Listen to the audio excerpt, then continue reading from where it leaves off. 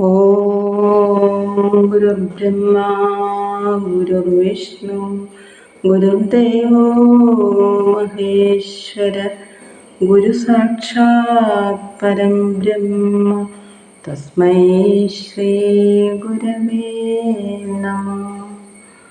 അഖണ്ഡമണ്ഡലാകാരം വ്യാപ്തം യേന ചരാചരം തത്പദം ദർശിതം യേന തസ്മൈ ശ്രീ ഗുരവേ നമഃ.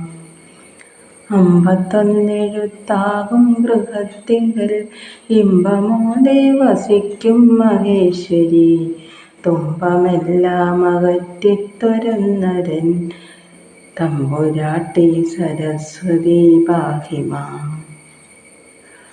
ശ്രീ ഗുരു ശ്രീ ശാരദയും എന്ന മഹനീയ കുടുംബത്തിലെ മുഖ്യാചാര്യൻ ശ്രീ മനോജ് ശാസ്ത്രി സാർ, ഗുരുനാഥ സുലേഖാമ്മ, മുഖ്യ അഡ്മിൻ ശ്രീ അനിൽജി അവർകൾ, മറ്റ് അഡ്മിൻ പാനൽ അംഗങ്ങൾ, പ്രിയ ആത്മസഹോദരങ്ങളെ, കുഞ്ഞുമക്കളെ, എല്ലാവർക്കും എൻ്റെ വിനീത നമസ്കാരം.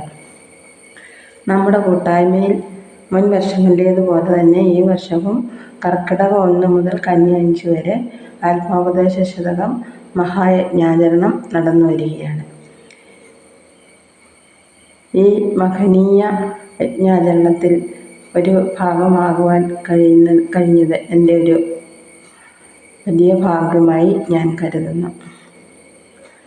ഈ യജ്ഞാചരണത്തിലേക്ക് സമർപ്പിക്കുവാനായി എനിക്ക് കിട്ടിയിരിക്കുന്നത് ആത്മോപദേശ ശതകം എന്ന കൃതിയിലെ 9ാമത്തെ ശ്ലോകമാണ്.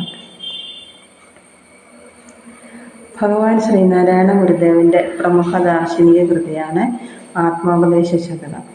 ദീർഘനാളത്തെ വേദാന്ത പരിചയം കൊണ്ടും മനഃശക്തി കൊണ്ടും ആർജിച്ചെടുത്ത തത്വങ്ങളെ ഈ കൃതി ക്രോഡീകരിച്ചിരിക്കുന്നു. പരമമായ സത്യം അറിവാണ്. അതുതന്നെയാണ് ആത്മാവും. പരമാത്മാവ് അറിവിൻ്റെ രൂപത്തിൽ എല്ലാ വസ്തുക്കളിലും നിറഞ്ഞിരിക്കുന്നു. ഇന്ദ്രിയ നിയന്ത്രണത്തിലൂടെ മാത്രമേ നമുക്ക് ആ ആദിമവസ്സിനെ സാക്ഷാത്കരിക്കുവാൻ സാധിക്കുകയുള്ളൂ. ഇതാണ് ആത്മോപദേശ ശതകത്തിൽ പരാമർശിക്കപ്പെടുന്ന ദർശനങ്ങളിൽ പ്രധാനപ്പെട്ടത്. ആത്മാവിനെപ്പറ്റിയും മോക്ഷത്തെപ്പറ്റിയും പ്രതിപാദിച്ചിരിക്കുന്നത് കൊണ്ട് ആത്മോപദേശം എന്നും 100 ശ്ലോകങ്ങളിൽ നിബന്ധിച്ചിരിക്കുന്നത് കൊണ്ട് ശതകമെന്നും നാമകരണം ചെയ്യപ്പെട്ടിരിക്കുന്നു. ആത്മോപദേശം എന്നതുകൊണ്ട് ആത്മാവിനെക്കുറിച്ചുള്ള ഉപദേശമെന്നും ആത്മാവിനോട് അല്ലെങ്കിൽ തന്നോട് തന്നെ നൽകുന്ന ഉപദേശം എന്നും പറയാം. ഞാൻ ആരാണെന്നറിഞ്ഞാൽ തന്നിൽ നിന്നും ഒന്നും അന്യമല്ലെന്നുള്ള ബോധ്യം നമുക്കുണ്ടാകും. ഈ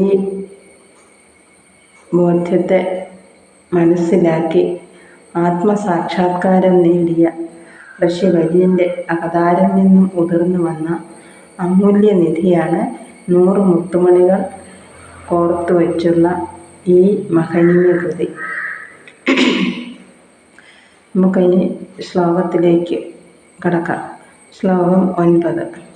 ഇരുപുറവും വരുമാറവസ്ഥയെപ്പോത്തൊരു പൊടി വന്നു പടർന്നുയർന്നു വീഴും, തരുവിനടിക്കു തപസ്സു ചെയ്തു വാഴും നരനു വരാ നരകം നിനച്ചിടയണം. ഈ ശ്ലോകത്തിൻ്റെ അർത്ഥം ഇങ്ങനെയാണ് പറയുന്നത്. അനേക തരത്തിലുള്ള അവസ്ഥകളാൽ പുഷ്പിതമായ ഒരു വള്ളിച്ചെടി ഒരു മരത്തിന് ചുറ്റും പടർന്ന് പന്തലിച്ച് നിൽക്കുന്നു. ആ മരത്തിൻ്റെ ചുവട്ടിൽ ധ്യാനനിരതനായി കഴിയുന്ന മനുഷ്യന് നരകം ആവേശിക്കുകയില്ലെന്ന് മനസ്സിലാക്കിക്കൊള്ളുക. ഇതാണ് ഈ ശ്ലോകത്തിൻ്റെ അർത്ഥം. ഈ മന്ത്രം വേദാന്തശാസ്ത്രമനുസരിച്ചും യോഗശാസ്ത്രമനുസരിച്ചും പണ്ഡിതന്മാർ വ്യാഖ്യാനം നടത്തിയിട്ടുണ്ട്. ഇത് അറിവുമായി ബന്ധപ്പെട്ടു വരുന്നു. ഈ ശ്ലോകത്തിൽ നരകം എന്നതുകൊണ്ട് ഉദ്ദേശിക്കുന്നത് നമ്മുടെ ഈ ലോകത്തിലെ കഷ്ടതകളെയും ദുഃഖങ്ങളെയുമാണ്. ശ്രീനാരായണ ഗുരുദേവൻ പലപ്പോഴും ചിത്രകൽപ്പനയിൽ കൂടി, അതായത് ചിത്രങ്ങളെ സങ്കല്പിച്ചുകൊണ്ട് നമുക്ക് പല അറിവുകളും പറഞ്ഞു തരുന്നുണ്ട്. സാക്ഷാൽ ബ്രഹ്മൻ തന്നെയാണ് ഭഗവാൻ ശ്രീനാരായണ ഗുരുദേവൻ. സത്യം ഒന്നേയുള്ളൂ, അത് നിർവികാരമാണ്. അനുകമ്പാദശകം പഠിക്കുമ്പോൾ നമുക്കറിയാം ഭഗവാൻ പറയുന്നുണ്ട്, വരുമാറു വിധം വികാരവും വരുമാറിൽ അറിവിന്നിതിന് നേറും. അത് 6 വികാരങ്ങൾ: അസ്ഥി, ജന്മം, വൃത്തി, പരിണാമം, അപക്ഷയം, വിനാശം എന്നിങ്ങനെ ആണ് ഈ 6 വികാരങ്ങൾ. അതുപോലെ ഇവിടെയും ഈ 6 അവസ്ഥകളെയാണ് പറഞ്ഞിരിക്കുന്നത്. വരും 6 അവസ്ഥയെപ്പോത്തൊരു കൊടി അഥവാ വള്ളിയാണ് നമ്മുടെ ജീവിതം എന്ന് പറയുന്നത്. ഇത് പടർന്നുയരുന്നത് ഉണ്ട് എന്ന് തോന്നിക്കുന്ന ഒരു മരത്തിലാണ്. അതാണ് മായാമരം. മായാമരത്തിലാണ് നമ്മുടെ ജീവിതമാകുന്ന വള്ളി പടർന്നു കയറുന്നത്. ഏകമായ സത്യത്തിൽ തന്നെ അടങ്ങിയിരിക്കുന്നതാണ് മായ. മായയെ നമുക്ക് കാണുവാനോ ആശ്രയിക്കുവാനോ പറ്റുകയില്ല. ഉണ്ടെന്ന് തോന്നിക്കുന്ന ഒരു മായാമരം. ആ മരത്തിൻ്റെ ഇരുപുറവും മറയുമാറ് മായാമരം പടർന്നിരിക്കുകയാണ്. മരമെന്നതാണ് മൂലം. തരുവിനടിക്ക് എന്ന് പറഞ്ഞാൽ അടിഭാഗം അല്ലെങ്കിൽ മൂലഭാഗം, അത് കേന്ദ്രസ്ഥാനം. അത് ശരിക്കും ഏകമായ സത്യം തന്നെയാണ്. ഈ സത്യത്തെ 2 വള്ളികൾ വന്ന് മറച്ചിരിക്കുന്നു. അതുകൊണ്ട് സത്യം നമുക്ക് കാണാൻ കഴിയുന്നില്ല. മായയെ അതിജീവിച്ചാൽ മാത്രമേ നമുക്ക് പരമമായ സത്യത്തെ കാണാൻ കഴിയുകയുള്ളൂ. അതിന് 6 അവസ്ഥകൾ പൂത്തുലഞ്ഞു കിടക്കുന്ന ജീവിതമാകുന്ന വള്ളിക്ക് സത്യത്തിൽ ആധാരമായിരിക്കുന്നത് മായാമരത്തിൻ്റെ മൂലമെന്ന് പറയുന്ന അറിവാണ്.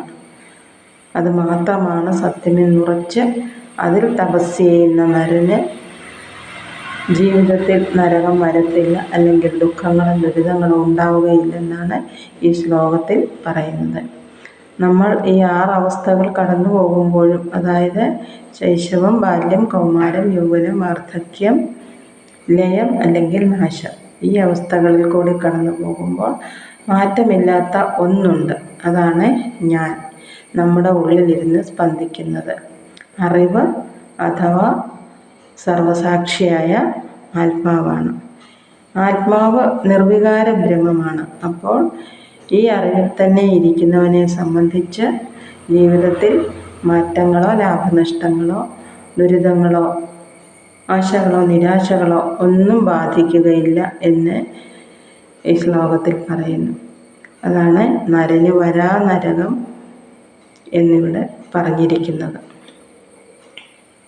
എൻ്റെ ഈ വാക്കുകളെ ഭഗവൻ തൃപ്പാദങ്ങളിൽ സമർപ്പിക്കുന്നു.